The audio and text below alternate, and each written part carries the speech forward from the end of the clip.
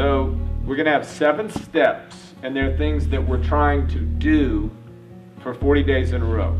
And every week we're going to look at one of those steps, we're going to break it down, we're going to talk about it, okay? And then at the same time, every week we're going to try to dismantle a habit that is not serving us, that is destructive.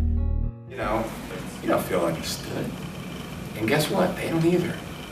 You get me? Well, you all have been around longer.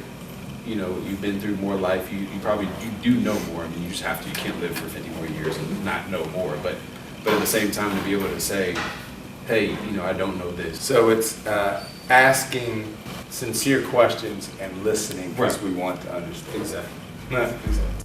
All of a sudden, she breaks his heart. What's the next move? Blast it out. And then it goes viral around your school.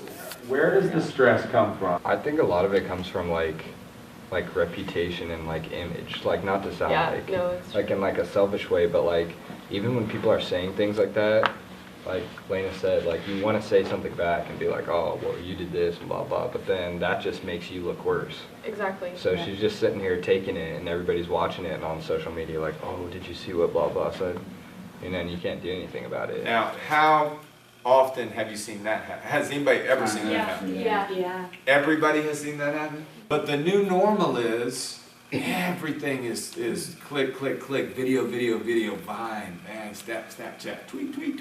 And it's just like, that's just the way, I mean, you wouldn't even think anything of it because it's always been that way for you. The first generation's ever had it like that your whole life.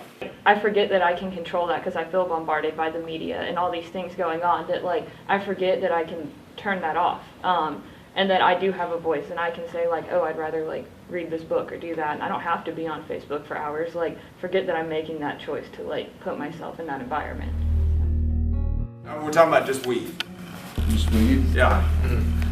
I walk down the street and I hear kids getting off the school bus talking about it. And I'm not talking about just middle schoolers. Correct. And that actually hits me a little bit closer now. Yeah.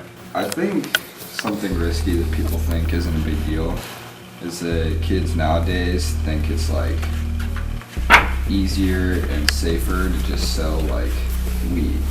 Like, I mean, obviously that leads to other drugs, but they think, oh, if I sell my friends a couple like dye bags or whatever, it's not going to be a big deal. But all those kids, it always ends up the same way. Start hanging out with bad people, do bad things, go to jail, get expelled, everything. It's the same road. And I see it in so many like freshmen and sophomores. It's people you wouldn't really look at and say, yeah, that guy's a stoner.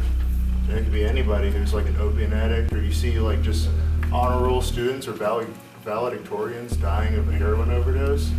And like when my family first found out about my addiction, it was like they were shocked. It's like you don't look like a heroin You don't addict. fit the Yeah, I was like, profile. well, yeah, it was, and it made it that much easier to get away with. Like, Yeah.